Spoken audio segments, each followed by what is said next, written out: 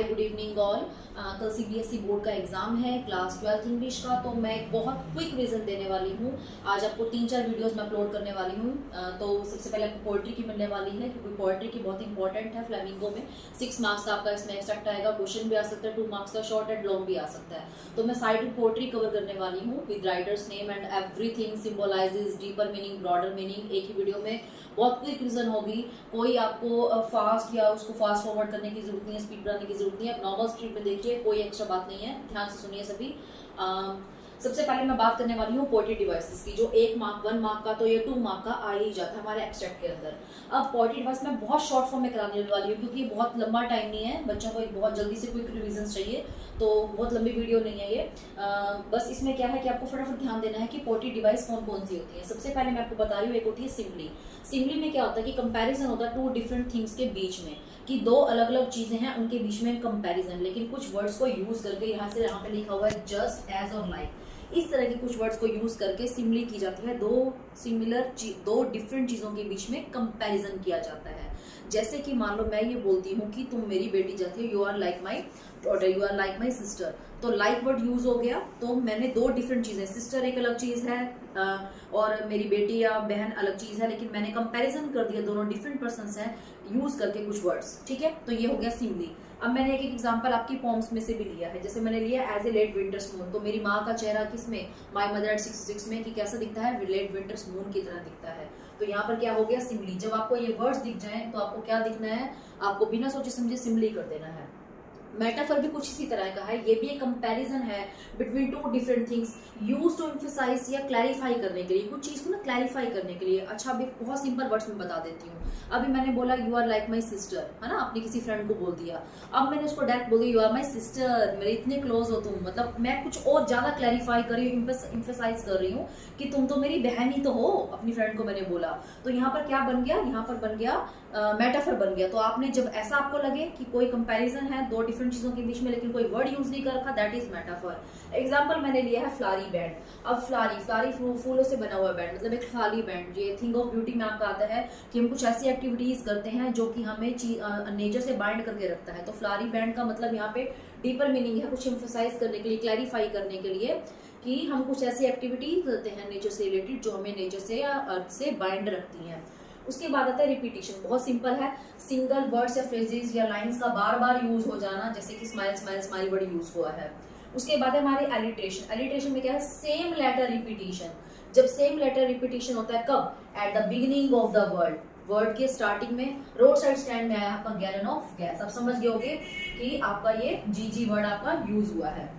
उसके बाद करते हैं हम पर्सोनिफिकेशन। इंपॉर्टेंट है, पर्सोनिफिकेशन आ जाता है। यहाँ पे क्या है, हम ह्यूमन ट्रेड्स को समथिंग नॉन ह्यूमन में मतलब एक वो कर देते हैं, रेफर कर देते हैं, कि जो हमारी ह्यूमन क्वालिटीज हैं उसको हमने किस में रेफर कर दिया, समथिंग नॉन ह्यूमन चीजों में। जैसे मैंने क्या बोल दिया, tree sprinting, my mother eight 66 में पेड़ भाग रहे हैं। ट्रीज क्या है, ट्रीज एक्चुअली देखो, ट्रीज अब हम बोलेंगे ट्रीज नॉन लिविंग में आता है, नॉन ह्यूमन चीज है, मतलब है ना, नॉन लिविंग तो नहीं, नॉन ह्यूमन चीज है। और स्प्रिंटिंग किसकी क्वालिटी है, स्प्रिंटिंग होता है भागना, रनिंग, तो रनिंग किसकी क्वालिटी है, ह्यूमन ट्रेड। तो ह्यूमन ट्रेड हमने किसको दे दिया, नॉन ह्यूमन को दे दिया, ट्री स्प्रिंटिंग। अब मैंने इसके साथ ही एक वर्ड मिलता जुलता यूज किया, ट्रांसफर्ड एपिथेट्स। ट्रांसफर्ड एपिथेट मैंने यहाँ पे डेफिनेशंस नहीं लिखी है, क्योंकि मैं चाहती हूँ थोड़ा फास्ट हो जाए, ध्यान से सुने। ट्रांसफर्ड एपिथेट का मतलब क्या है, कि जब हम अपना कोई ट्रेड, मतलब नाउन का कोई एडजेक्टिव दूसरे नाउन के एडजेक्टिव में ट्रांसफर कर देते हैं, तो वो क्या बन जाता है, वो ट्रांसफर्ड एपिथेट हो जाता है। यानी कि मैंने अपना एडजेक्टिव, किसी एक का एडजेक्टिव दूसरे नाउन के एडजेक्टिव में क्या कर दिया, ट्रांसफर कर दिया। अब मैंने दोनों साथ, जैसे सेल्फिश का, अब थोड़ा सा ना सिमिलर है, बच्चे कंफ्यूज होते हैं थोड़ा बहुत, मुझे ऐसा लगता है जब मैं एग्जाम चेक करती हूँ, पेपर चेक करती हूँ या कॉपी चेक करती हूँ, तो क्योंकि उसमें क्या होता है, ट्री स्प्रिंटिंग। बच्चे बोलते हैं कि ये भी हमने ह्यूमन की क्वालिटी को नॉन ह्यूमन में दिया है, तो ट्री स्प्रिंटिंग। यहाँ पे भी हमने क्या दिया, सेल्फिश कार। देखिए यहाँ पे क्या है, यहाँ पे एडजेक्टिव होना चाहिए, यानी कि कार्स कैसी हैं, सेल्फिश। और सेल्फिश कौन होता है, इंसान होता है। तो नाउन की क्वालिटी हमने दूसरे नाउन को दे दी, लेकिन ये नाउन कैसा है, ये नाउन नॉन लिविंग है। और यहाँ पर क्या होता है, यहाँ पे ये इसका एडजेक्टिव नहीं है, यहाँ पे एक्चुअली वर्ब है ना, कि पेड़ क्या है, पेड़ भाग रहे हैं, तो पेड़ ह्यूमन बीइंग की एक्टिविटी कर रहे हैं, और यहाँ पे हमने एडजेक्टिव दिया। आई होप आपको दोनों में डिफरेंस समझ में आ गया होगा।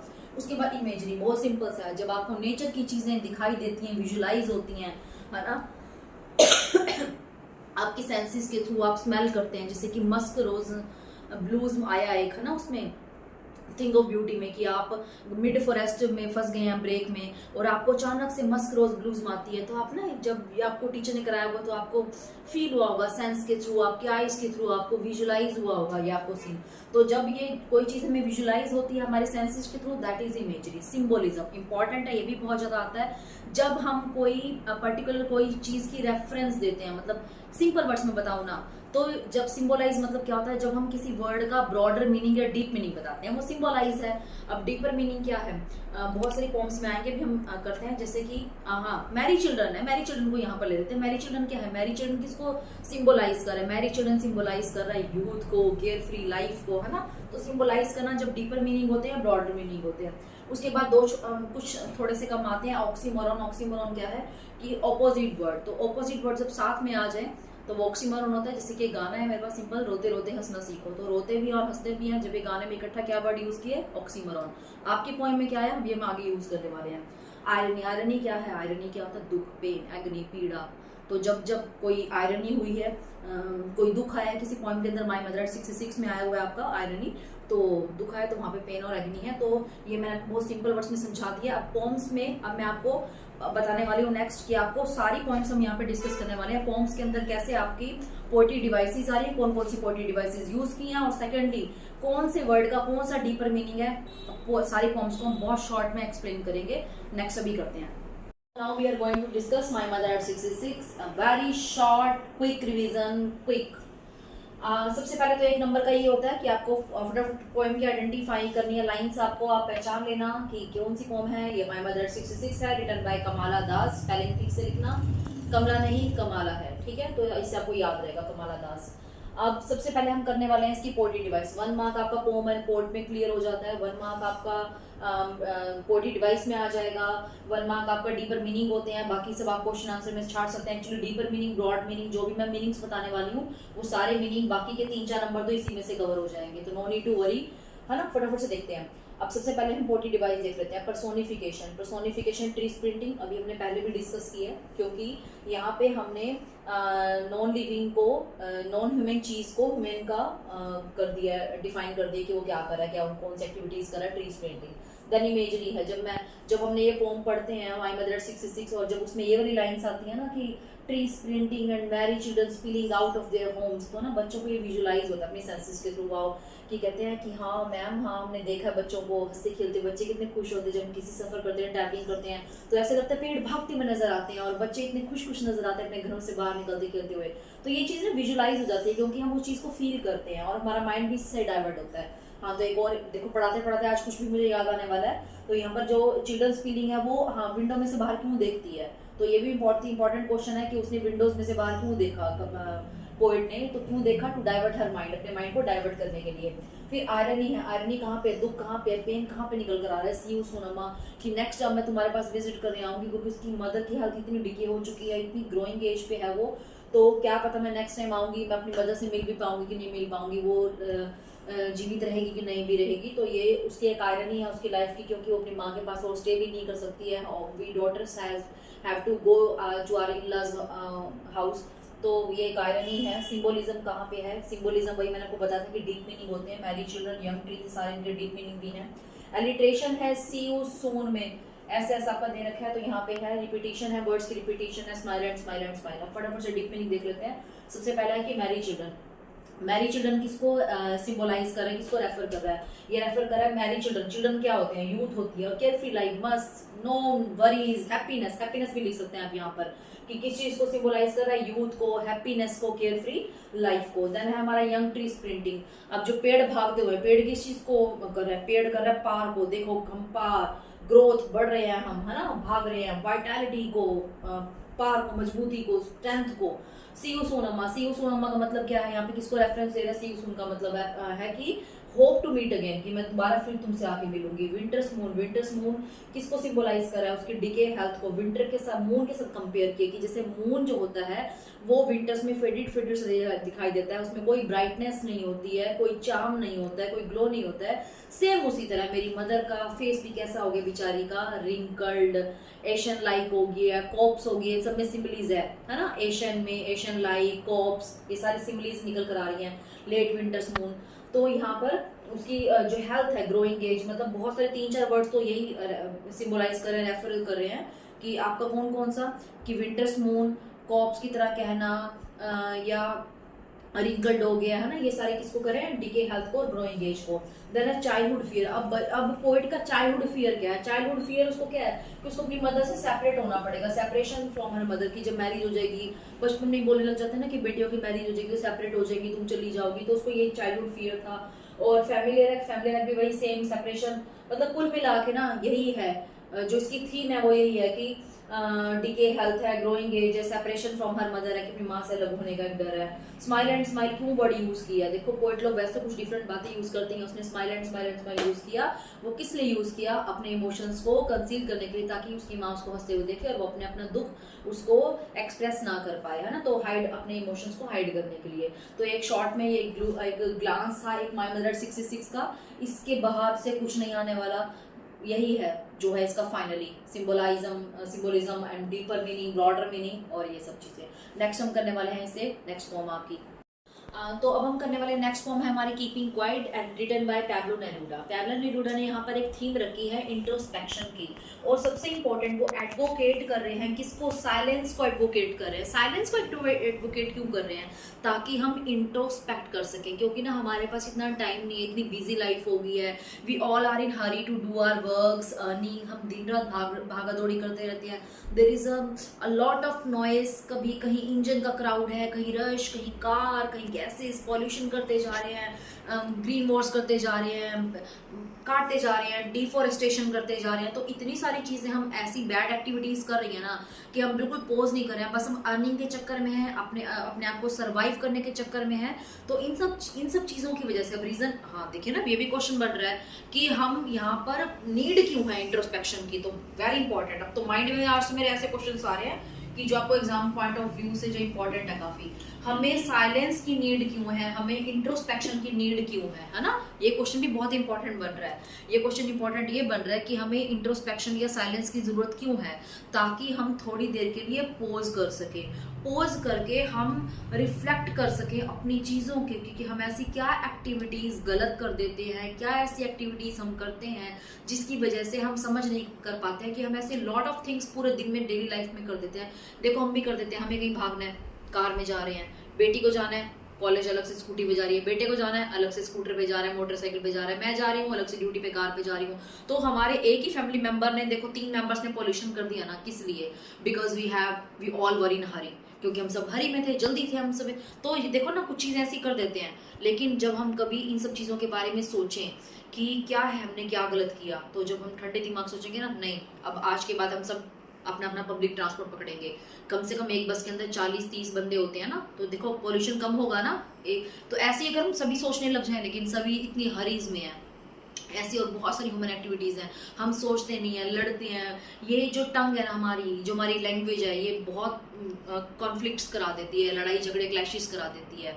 तो पोएम बहुत प्यारी सी स्वीट सी, आप पूरी पढ़ लेना। इसको ट्रांसलेशन तो मैं यहाँ पे नहीं करने वाली हूँ, बस हम शॉर्ट में करने वाले हैं। तो अगर पेपर में क्वेश्चन ये आ जाए कि नीड क्यों है इंट्रोस्पेक्शन की, साइलेंस की किस लिए है, यहाँ पे मैंने एक लाइन में एक्सप्लेन कर रखा है, because we don't take time to pause and reflect, क्योंकि हमारे पास टाइम नहीं है इन चीज़ों का, तो हमें रुकने की ज़रूरत है। हमें we need to pause, reflect, introspection, so that कि हम सोच सकें कि हम क्या कर रहे हैं, what we are doing in our life, हम अपनी रोज लाइफ में क्या कर रहे हैं।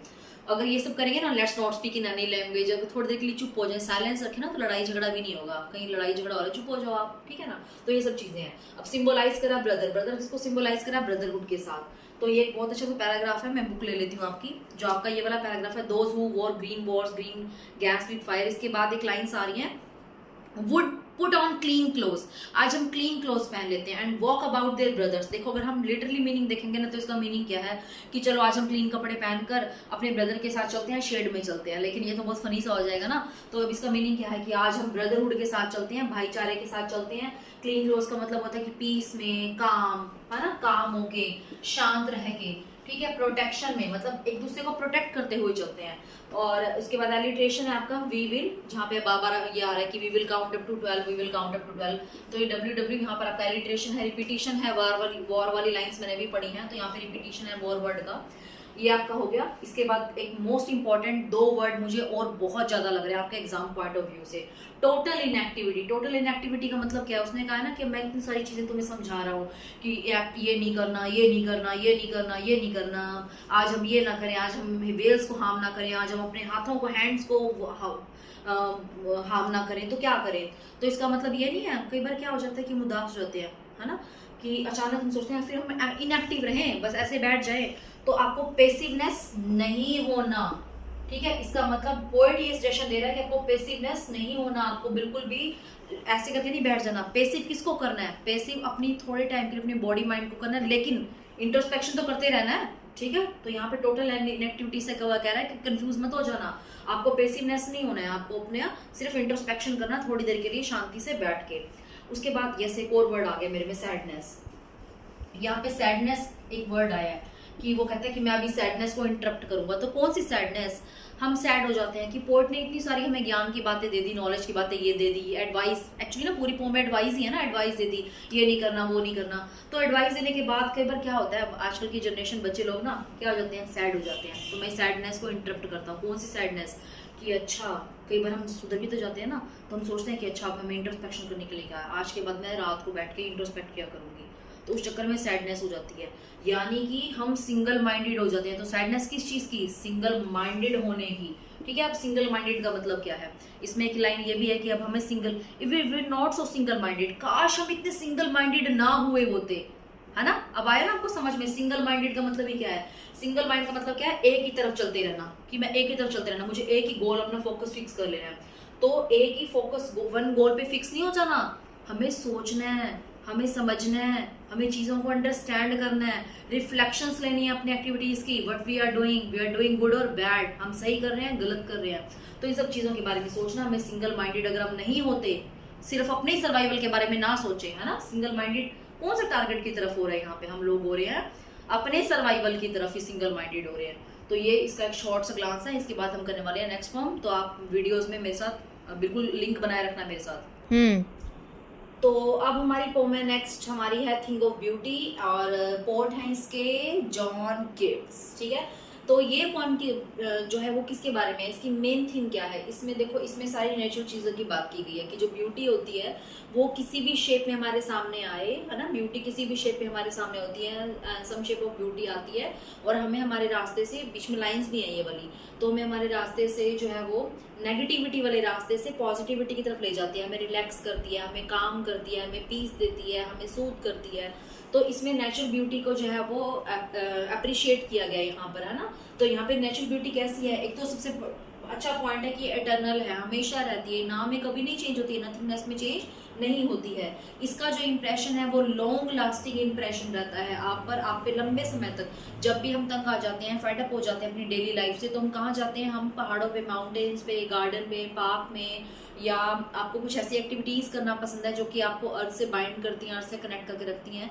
आप कुछ ऐसी एक्टिविटीज करते हैं, आप वाटरिंग द प्लांट्स कर लेते हैं, आप पार्क में चले जाते हैं, सन, मून, डैफोडिल्स के प्लांट्स, ये सारी चीजें हमें क्या देती हैं, हमें हैप्पीनेस देती है, हमें जॉय देती है। और कैसा जॉय, फॉरएवर, जो हमें रिलैक्स कराता है, हमें काम करता है ना। तो ये सारी ब्यूटी, ये जो हमें ब्यूटी भी देते हैं और हैप्पीनेस भी देते हैं। तो लॉन्ग लास्टिंग इंप्रेशन रहता है, इसलिए हम नेचर के साथ ज़्यादा बिताना समय पसंद करते हैं। देखिए, वैसे तो हम जहाँ भी अपनी कोई भी, हम जब डिप्रेस्ड होते हैं, हमारे रास्ते में कभी डार्क स्पिरिट्स आ जाती हैं।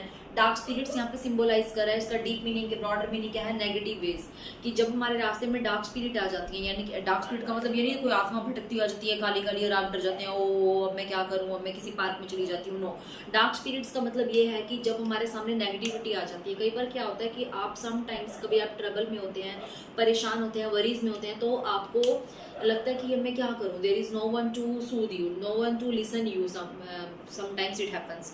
सो आप क्या करते हैं, आप कहीं सोचते हैं कि चल मैं थोड़ा इस पेड़ के नीचे बैठ लेती हूँ, आसपास नदी हो, आपके सिटी में नदी हो, रिवर हो, कोई नहर हो, आप वहाँ जाना पसंद करते हैं, मतलब वाटरिंग द प्लांट्स कर लेते हैं, जो आपका फेवरेट काम है।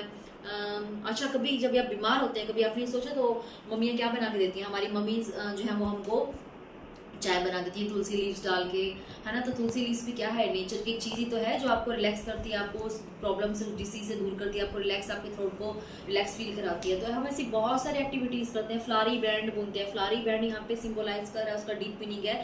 फ्लारी बैंड यहाँ पे मेटाफर है ना, मेटाफर, दो कंपैरिजन किया गया है यहाँ पर। एक मैंने एक चीज़ और भी सोची है कि जब आपको कभी ब्रॉडर या डीप मीनिंग लगता है, सिंबलाइज लगता है, तो आप मेटाफर भी वहाँ पर होता है कि फ्लारी बैंड, हम ऐसे कुछ एक्टिविटीज़ करते हैं। एक्चुअली देखो हम सुबह बैंड तो बुनते नहीं है, तो यहाँ पे कंपैरिजन किया है फ्लारी। फ्लारी क्या हो गया आपका नेचर, और बैंड क्या हो गया आपका बैंड, यानी कि दो अलग अलग चीज़ें। तो यहाँ पे सिंबलाइज कर रहा है ये, और यहाँ पे मेटाफर भी बन गया, क्योंकि दो अलग अलग चीज़ों के बीच में कंपैरिजन है कि ऐसी एक्टिविटीज़ करना, और यहाँ पे हमने उसको प्रेजेंट किस में कर दिया, फ्लारी बैंड के थ्रू कर दिया, तो ये मेटाफर भी है।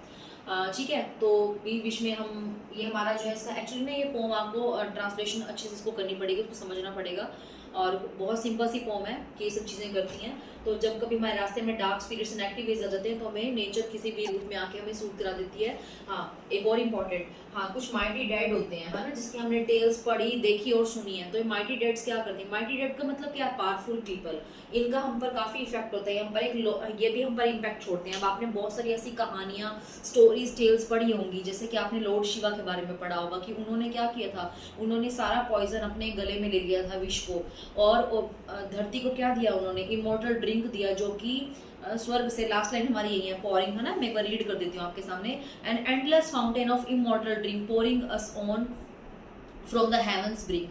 तो हमारे ऊपर एक इमोर्टल ड्रिंक, अमरत्व का ड्रिंक जो है वो हमारे ऊपर, धरती के स्वर्ग के एक किनारे से हमारे ऊपर गिर रहा है। अब स्वर्ग के किनारे से अमरत्व का ड्रिंक गिरा, तो यहाँ पे सिंबलाइज करे ना, कुछ डीप मीनिंग भी तो है, यहाँ पे ब्रॉडर मीनिंग भी तो है।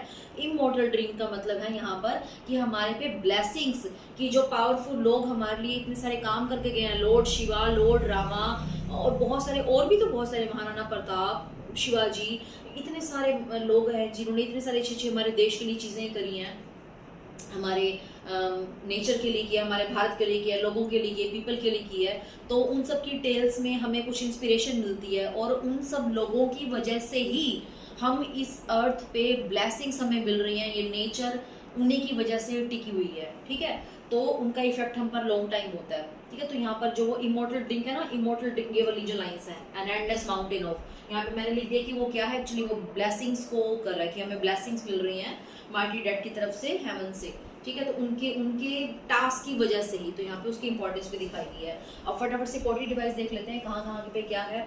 यहाँ पे मेटाफर है, bore, quite, Phulari band, endless mountain of immortal dream. तो ये भी देख लेना कि सिंबलाइज भी कर रहा है और थोड़ा सा मेटाफर भी है यहाँ पर। एलिट्रेशन, नोबल नेचर, स्टार्टिंग का वर्ड जो है वो आपका मैच कर रहा है, सेम है। पुलिंग का वर्ड बाउंड टू बाइंड। और इमेजरी है, देखो इमेजरी तो मेरे को ऐसा लगता है कि आपको जहाँ पे लगता है ना कि आपको मुश्किल हो रही है, नेचर की चीजें हो, और आपको लगता है कि नहीं मुझे समझ में नहीं आ रहा इसमें मेटाफर है क्या है, आपको चॉइस नहीं दे रखी है, you have to write poetic device, तो आप इमेजरी लिख देगा। कहाँ कहाँ पे, तब जब आपको नेचर से रिलेटेड आपको कुछ पॉइंट्स देखने को मिल रहे हैं, आप विजुलाइज कर रहे हो, आप फील कर रहे हो, स्मेल कर रहे हो, आपके सेंसेस के थ्रू आपको फील हो रहा है ना, तो आप क्या कर देना, इमेजरी कर देना। तो जैसे कि फ्लावर है, क्लियर हिल, सन, मून, या आपने फील किया होगा, आपको विजुलाइज हो गया होगा, तो यहाँ पर क्या है, इमेजरी। अब हम करेंगे नेक्स्ट फॉर्म आपकी। So the next poem is Roadside Stand. Roadside Stand written by Robert Frost. Robert Frost खड़ा था सड़क के किनारे रोडसाइड स्टैंड पे, तो आपको पोएट का नाम याद हो जाएगा, ठीक है। अब सबसे पहले इसमें हम देख लेते हैं इसका एक्चुअली थीम क्या है। इसमें थीम क्या है, इसमें इकोनॉमिक जो है वो डिस्पैरिटी दिखाई गई है रूरल पीपल के बीच में और सिटी पीपल के बीच में। तो आपने पोम तो पढ़ी ली होगी, बस मैं आपको कुछ जो इंपॉर्टेंट है वो बताने वाली हूँ कि क्या इनके डीप मीनिंग्स है, कौन सा वर्ड्स किसको रेफर कर रहा है, इसका मीनिंग क्या है, जो मुझे इस time exam point of view से इंपॉर्टेंट लग रहे हैं। That my only target is that. तो पोम आपने डीप में पढ़ लेंगे आप इसको। इकोनॉमिक डिस्पैरिटी दिखाई गई है रूरल और सिटी पीपल के बीच में, कि दोनों के बीच में बहुत जो है इनका रिक्वेस्टिक जो है वो लिफ्ट अप भी नहीं हुआ है रूरल पीपल का। मींस एक लाइन भी आ रही है ये एग्जाम में, इसमें आपकी पोम के अंदर, requestic lift spirit has never been found. तो उसमें क्या है कि उनका, इसका मीनिंग क्या है, उनका डेवलपमेंट ही नहीं हुआ है रूरल पीपल का, वो अभी भी वहीं के वहीं है। क्योंकि सिटी पीपल जो होते हैं, देखो ना आप, जब आप जाते हैं कहीं घूमने के लिए, विजिट करने जाते हैं माउंटेन्स पे, पहाड़ों पे, कहीं पे भी आप विजिटिंग प्लेसेस में जाते हैं, तो आप क्या देखते हैं कि वहाँ पे रास्ते में जगह जगह खोखे होते हैं, रोड साइड स्टैंड होती हैं, ऐसी शॉप्स होती हैं। तो यहाँ पे रोड साइड स्टैंड एक जो है वो प्लैड कर रहा है, पैथेटिकली प्लैड कर रहा है लोगों से, कि रिक्वेस्ट कर रहा है कि प्लीज आओ मेरे से कुछ सामान खरीद लो। तो देखो ना यहाँ पर कितना जो है वो एक मतलब एक शॉप के लिए रिक्वेस्ट करी, तो इट मीन्स कि उनका बिल्कुल ही डेवलपमेंट नहीं हुआ। बेचारे इतने पुअर हैं कि बेचारा वो ऐसे दुकान भी छोटी सी रिक्वेस्ट करती हुई नजर आती है, क्योंकि वो भी ना बहुत ऐसे शोरूम की तरह चमक धमक वाली नहीं होती, बहुत छोटी सी होती है। उनके पास कुछ लेस के पैकेट, कुछ मतलब चिप्स वगैरह के पैकेट, कुछ कोल्ड ड्रिंक एक दो, कुछ वो स्मोकिंग वाली चीज़ें रख लेते हैं, तो ये सब चीज़ें होती हैं। मैगी वगैरह आपने देखा होगा। तो ये बेचारे बहुत एक छोटा सा स्टूल रख लेते हैं, बेंच रख लेते हैं जो इनके पास अवेलेबल होता है, कैसे भी करके। कुछ ये वो वहाँ की जो डायरेक्शन के लिए लगे होते हैं, एन और एस डायरेक्शंस के लिए वो लगे होते हैं, उनको उतार के यूज़ कर लेते हैं। तो इनके पास जो अवेलेबल होते हैं इनके आसपास ही, उन्हीं चीज़ों से वो एक छोटा सा खोखा तैयार कर लेते हैं और वो उन चीज़ों को सेल करना शुरू कर देते हैं। तो वो रिक्वेस्ट करते हुए नजर आते हैं। तो यहाँ पर इकोनॉमिक डिस्पैरिटी बहुत जल्दी दिखाई गई, सबसे इसका मेन थीम पॉइंट है। देन उसके बाद हाँ, फिर पोएट ये भी कह रहा है, डीप मीनिंग ये भी आ रहा है, चाइल्डिश जो है वो लॉन्गिंग कर रहा है और वो बेकार है, वेस्ट जाएगी, क्योंकि उसकी मुझे नहीं लगता उसकी चाइल्डिश लॉन्गिंग सुने जाने वाली है, क्योंकि कोई भी सिटी पीपल आके उनकी हेल्प नहीं करता bye purchasing the things, a lot of things. देखो ना, वो भी तो एक छोटी मोटी चीज खरीद लेते हैं 20-25-30 रुपए की, तो वो भी जहाँ उनकी हेल्प नहीं कर पाएंगे। तो यहाँ पे चाइल्डिश लॉन्गिंग किसकी है? रोड साइड स्टैंड की है। इसका मतलब क्या है? इसका मतलब है कि वो फर्टाइल डिजायर है। किसकी fertile desire? Road side stand की नहीं, उसके ओनर की। तो आपको एग्जाम में पूरा कंप्लीट लिखना पड़ेगा। एक जगह वर्ड आया है मूविंग पिक्चर्स। तो मूविंग पिक्चर्स जो है वो किसको इंप्लाई कर रहा है? मूविंग पिक्चर्स इंप्लाइज कर रहा है कि glamorous life of rich people, कि उनकी लाइफ जो होती है फुल ऑफ कंफर्ट होती है, जबकि rather on the other hand poor people की लाइफ कैसे होती है? मिजरेबल लाइफ, स्ट्रगलिंग लाइफ होती है। वो स्ट्रगल करते रहते हैं जस्ट अपने एग्जिस्टेंस करने के लिए भी। अब यहाँ पे ना कुछ मीनिंग भी था। यहाँ पर मीनिंग ये भी है कि मूविंग पिक्चर में कुछ प्रोमिस किए जाते हैं इन लोगों को, गरीब लोगों को, पुअर पीपल को। क्या प्रोमिस किए जाते हैं मूविंग पिक्चर में? जैसे कि इनको मूवीज का शौक होता है। मूवीज में क्या दिखाया जाता है कि कोई गरीब हीरो है और फाइनली इतना सारा स्ट्रगल करते करते फाइनली लास्ट में एंड में उसके साथ अच्छा होता है। लेकिन मूविंग पिक्चर में, लेकिन इनके साथ तो एंड में भी कुछ ऐसा नहीं हो रहा है हीरो की तरह। तो ये पिक्चर्स बहुत ज्यादा देखते हैं, मूवीज बहुत ज्यादा देखते हैं।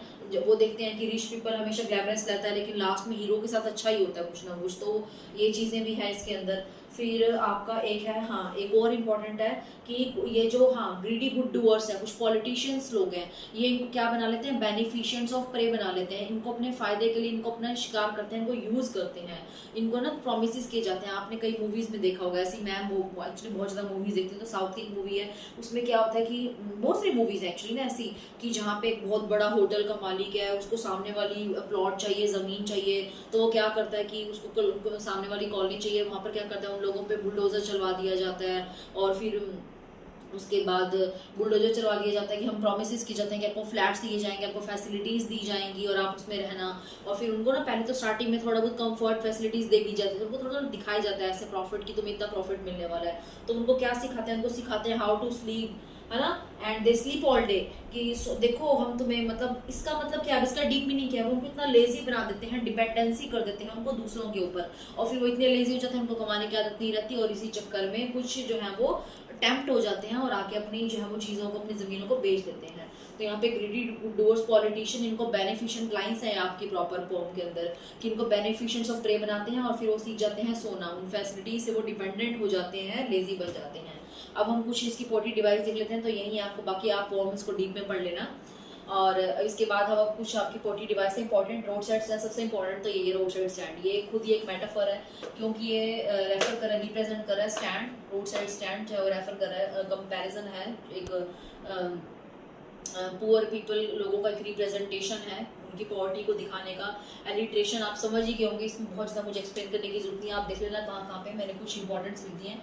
Gallon of grass, greedy good doers. हाँ, ग्रीडी गुड डूअर्स ऑक्सीमोरॉन भी है, यानी कि ऑपोजिट वर्ड भी है, ग्रीडी भी लिखा है और गुड भी लिखा है। मैंने आपको बताया था ना कि दो ऑपोजिट वर्ड जब एक साथ में आएंगे। उसके बाद पर्सोनिफिकेशन है। पर्सोनिफिकेशन यानी कि आपकी ह्यूमन की ट्रेड्स किसको दे दी जाए? जब नॉन ह्यूमन को। तो यहाँ पे सैडनेस छुप जाती है। सैडनेस कभी छुपती है, लेकिन सैडनेस को छुपने का नाम दे दिया। छुपता कौन है? ह्यूमन की चीज किसको दे दी? नॉन ह्यूमन को दे दी। यहाँ पे क्या हो गया? पर्सोनिफिकेशन हो गया। फिर पैथेटिकली प्लेड की, प्लेड कर रहा है, रिक्वेस्ट कर रहा है, तो ये भी क्या हो गया आपका? पर्सोनिफिकेशन। बाकी पोम आप डिटेल में पढ़ लेना लाइन टू लाइन। ये आपके कुछ इंपॉर्टेंट पॉइंट्स थे जो कि एग्जाम में आपके काम आएंगे। नेक्स्ट फॉर्म करेंगे हम। तो अब हमारी लास्ट पोम है, बड़ी प्यारी सी छोटी सी पोएम है, शॉर्ट सी। कौन सी है? जेनिफर टाइगर्स और रिटन बाय एंड्रिक रिच। अब यहाँ पे ना कुछ चीजें सिंबलाइज हैं तो मैंने सिंबलाइज लिख दिया है, किसकी चीज़ को कर रहा है वही उसके डीप मीनिंग है। बहुत शॉर्ट सी है पोम, कोई ज़्यादा डिफिकल्ट नहीं है, बड़ी सिंपल सी है। एक्चुअली ना हम आप सभी आप अपने आसपास अपनी मदर्स को, सिस्टर्स को, वीमेन को, नेबर्स में कुछ देखते होंगे। देखिए वैसे तो अब मॉडर्न ईरा चल रहा है, काफ़ी हद तक चेंज आ चुका है हमारी सोसाइटी में। वो पैट्रियार्टिकल सोसाइटी, वो डोमिनेटिंग हस्बैंड्स, वो डोमिनेटिंग फादर्स नहीं, मतलब नहीं है, थोड़ा सा साथ में हेल्प कराते हैं काफ़ी हद तक, लेकिन स्टिल अभी भी तो कहीं ना कहीं है ही ना, कहीं ना कहीं अभी भी तो होगा ही। अगर कहीं नहीं भी है तो मुझे ऐसा लगता है कि women do all the domestic work and we play a lot of responsibility in our married life। तो कभी कभी हम oppressed हो जाते हैं। मैं भी कभी कभी वर्किंग हूँ, डोमेस्टिक वर्क भी करके आती हूँ ना, कभी कभी बिना बात के ही फ्रस्ट्रेशन आ जाती है कि मैं ही घर का सारा काम क्यों करूँ, मुझे ही इतना सारा काम क्यों करना है, बाहर भी करना है, घर पे भी करना है, तो हम oppressed फील करते हैं। तो मैरिड लाइफ के बाद ना हमारी लाइफ में कुछ कॉन्स्टेंट्स होते हैं। हम ज़रूरी नहीं है यहाँ पर आपके अगर एग्जाम में ये आ जाए कि वो ओप्रेस्ड क्यों है, टेंशन में क्यों है आंट जेनिफर, तो आपने ये नहीं लिखना कि वो यहाँ पे अंकल थे और अंकल से हैप्पी नहीं थी, उसकी हैप्पीली मैरिड लाइफ नहीं थी। ये रॉन्ग हो जाएगा आपका। वो हैप्पी क्यों नहीं थी? क्योंकि वो ओप्रेस थी। क्यों? Due to responsibility. और रिस्पॉन्सिबिलिटी इतनी सारी होती है ना मैरिड लाइफ के बाद। देखो ना, आप अनमैरिड टाइम में तो आप फ्री होते हैं, आपको किसका सुनना पड़ता है? अपने फादर और मदर का, अपने ब्रदर का, अपने सिबलिंग्स का। लेकिन यहाँ पे हमें ना एक थोड़ा सा फियर में रहना पड़ता है। हम जो इतने ब्रेव एंड बोल्ड होते हैं, आप थोड़ा सा यहाँ पे कुछ अपने संस्कारों में, कुछ एथिक्स में, कुछ मर्यादा में रहना पड़ता है। देखो रहते तो हम वहाँ भी, अब ये मत आप कंपेरिजन करना कि नहीं हम वहाँ पे बहुत वो रहते हैं, लेकिन थोड़ा बहुत कहीं ना कहीं हमारी चीज़ों में एक डिफरेंस आता है, एक फ़र्क आता है। हमें अब थोड़ा सा सोच समझ के काम करने पड़ते हैं, चीज़ें करनी पड़ती हैं। तो वही वो जो चीज़ें है ना, वही वो जो कॉन्स्टेंट्स है मैरिड लाइफ की, वही यहाँ पर रिफ्लेक्ट हो रही है। थोड़ी ब्रेवरी जो है वो दब जाती है। लेकिन अब ये बात की गई है आज के मॉडर्न ईरा की नहीं, बहुत पहले की, तब की जब पैट्रियार्टिकल सोसाइटी थी। पैट्रियार्टिकल जो मैन जो थे वो डोमिनेटिंग हुआ करते थे, ठीक है। तो यहाँ पर क्या है, सिंबलाइज कर रहा है, टाइगर सिंबलाइज कर रहा है। तो आंट जेनिफर क्या कर रही है? आंट जेनिफर स्वेटर पे जो है वो टाइगर्स का पैनल जो है वो कर रही है, नीट कर रही है। तो क्या है, तो टाइगर ही क्यों कर रही है? पेपर में क्वेश्चन आएगा कि टाइगर ही क्यों कर रही है, why tiger is has been chosen. तो क्यों टाइगर, उसकी ब्रेवरी को, टाइगर्स क्या है, फ्रीडम, एक फ्री रहते हैं, ब्रेव होते हैं सबसे ज्यादा। तो वो हिडन ब्रेवरी दिखा रहा है, फ्रीडम दिखा रहा है, ठीक है। वेडिंग बैंड, यहाँ पे वेडिंग बैंड है, आंटी ने वेडिंग बैंड पहना हुआ, वो भी उसको आज भारी लग रहा है, मेसी वेट लग रहा है उसको। क्यों लग रहा है? क्योंकि वो ऑपरेशन है मैरिज लाइफ में। ये नहीं है हैप्पीली मैरिड लाइफ नहीं। देखो हैप्पीली सभी की होती है, लेकिन हम रिस्पॉन्सिबिलिटी से फ्रस्ट्रेट हो जाते हैं। फिर उसके बाद है आपका एलिट्रेशन। एलिट्रेशन आ रहा है आपका, ये वर्ड है आपका फिंगर फ्लर्टिंग, प्रांसिंग, प्राउड, फिर इमेजरी है। देखो फिर से नेचर की कोई चीज आई, एनिमल्स आई, ब्राइट, टोपाज, डायरिज्म, तो आपको दिखाई देने लगे होंगे। अंकल किसको शो कर है? अंकल शो कर है मेल शोविनिज्म को, यानी कि मेल सोसाइटी को। आंट जेनिफर भी एक रिप्रेजेंटेशन है। किसका रिप्रेजेंटेशन है? विमेन ऑफ कॉन्टेम्परेरी सोसाइटी का। कब? जब पैट्रियार्टिकल सोसाइटी थी, जब मेल डोमिनेट हुआ करते थे। और ये आपके जो है वो डीप मीनिंग है। कुछ चीजें हैं जो मुझे और फील हो रही है यहाँ पे, जो आइवरी नीडल है, अंकल का वेडिंग बैंड है, रिंग है, ये सारी चीज को किसको रिप्रेजेंटेशन कर रही है? ये सारी चीजें सिंबलाइज है, सिंबोलिज्म है मैरिड लाइफ का, ये सारी चीजें। और जब भी कभी हम ऑप्रेस्ड या फ्रस्ट्रेट होते हैं ना, सबसे पहले हम ये चीजें उतार के फेंकते हैं ना, कि ये लो, आपने मूवीज प्लेज उसमें भी देखा होगा कि सबसे पहले एंगेजमेंट रिंग उतार के फेंक दी जाती है कि ये ले अपनी एंगेजमेंट रिंग पकड़। तो ये चीजें क्यों? क्योंकि फ्रस्ट्रेट होगी ना, वो तंग आ गई उसकी कुछ ऐसी बातों से, है ना, उसकी कुछ अपने हस्बैंड की या अपने फियांसे की बातों से तंग आ गई, तो सबसे पहले एंगेजमेंट रिंग उठा के फेंकती है। क्यों? क्योंकि वो उसको भारी लग रही है, उसका मैसी वेट, उसको रिंग का भी मैसी वेट लग रहा है। क्यों? क्योंकि वो फ्रस्ट्रेट हो गई है कुछ रिस्पॉन्सिबिलिटी से, कुछ मैरिड लाइफ की जो टेंशन है, चिंताएं हैं, उसको जो सता रही है। तो सिंपल सी शॉर्ट सी पोम है। आई होप और गुड लक। आई होप कि आपको पूरी पोएट्री कंप्लीट समझ में आ गई होगी, इनके डीप मीनिंग्स, इनका पोएट्री डिवाइसेस और इनके पोम और पोएट के नेम। तुम्हारी फुल रिवीजन हो चुकी है। Good luck. सारी पोएट्री को अच्छे से इस वीडियो में रिवाइज कर लेना।